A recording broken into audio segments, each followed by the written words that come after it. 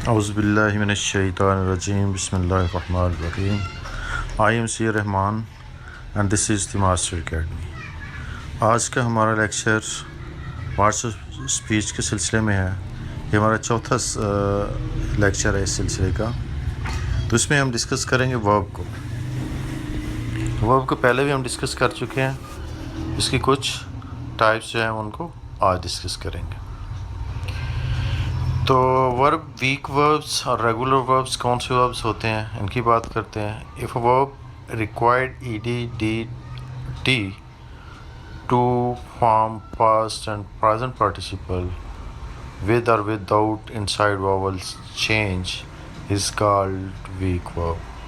मतलब ये है कि अगर कोई वर्ड है, वर्ब है बल्कि, जिसके एंड पे ed लगा दें, वो उसकी सेकंड फॉर्म बन जाए या थर्ड फॉर्म बन जाए, जिसे पास्ट पार्टिसिपल भी कहते हैं थर्ड फॉर्म को, तो उसको हम जो है वो वीक वर्ब कहेंगे। इसी तरह से अगर डी लगाने से सेकंड फॉर्म या थर्ड फॉर्म उसकी कंप्लीट थर्ड फॉर्म बन रही है उसकी, यानी पास्ट और पास्ट पार्टिसिपल जो है वो बन रहा है प्रेजेंट का, तो उसको भी वीक वर्ब कहते हैं। इसी तरह से अगर टी लगाने से वो वर्ड जो है यानी वर्ब जो है वो उसकी सेकंड फॉर्म या पास्ट उसकी फॉर्म जो है और पास्ट पार्टिसिपल बनती है, तो वो भी वीक वर्ब होगा। इसकी एग्जांपल्स को हम देखते हैं और उससे हमें वाज़ेह हो जाएगा ज़्यादा बात।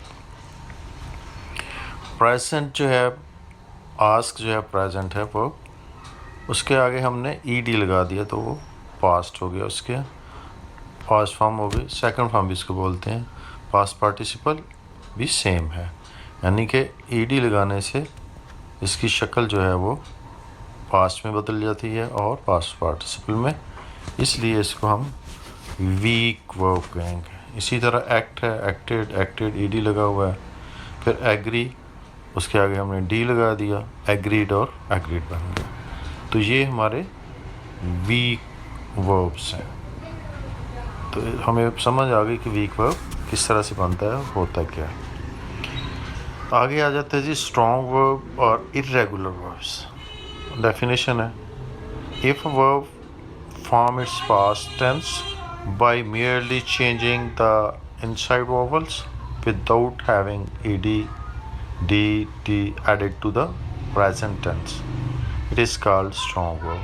मुराद ये है कि हमने जो strong word बनाना है, strong जो verb होता है उसके एंड पे ed या d या t नहीं लगाते, बल्कि उसके दरमियान से एंड से वॉवल जो है उसको बदल देते हैं, जिससे वो स्ट्रॉन्ग वर्ब की शक्ल इख्तियार कर लेता है।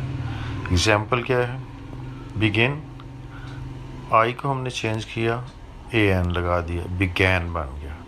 तो ये बिगैन से बिगैन उसकी पास्ट फॉर्म हो गई, और बिगन जो है फिर हमने चेंज किया तो उसकी पास्ट पार्टिसिपल फॉर्म हो गई।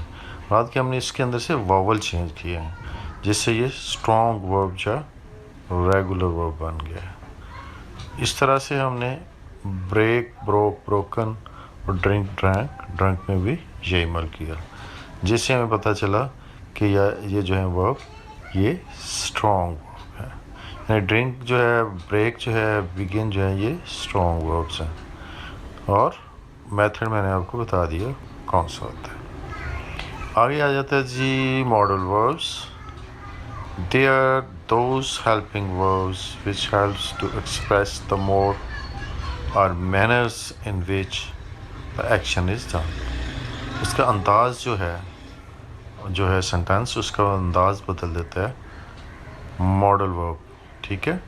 उसका तरीक़ाकार जो है, एक्शन इज़ डन, जिस तरीके से उसका एक्शन किया जाता है उसको वो, उस अंदाज़ को वो बदलता है। फिर पढ़ते हैं, there are those helping verbs, ये हेल्पिंग वर्ब्स होते हैं actually, which help to express the mode और मैनर्स, एक्सप्रेस करते हैं, ठीक है, बताते हैं किसको, द मोड और मैनर्स, किस अंदाज से जो है वो एक्शन हुआ है सेंटेंस के अंदर।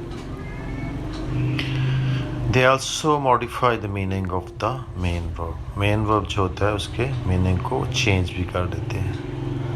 तो मॉडल वर्ब होते कौन से हैं, they are can, could, may, might, will, would, shall, should, must, ought, to and need, ये हमारे मॉडल वर्ब्स हैं। तो उम्मीद है कि आज की वीडियो आपको पसंद आई होगी। अगर इस सिलसिले में आपका कोई क्वेश्चन हो तो आप जो है वो कमेंट सेक्शन में लिखिएगा, उसका आपको आंसर दे दिया जाएगा। अल्लाह हाफिज़।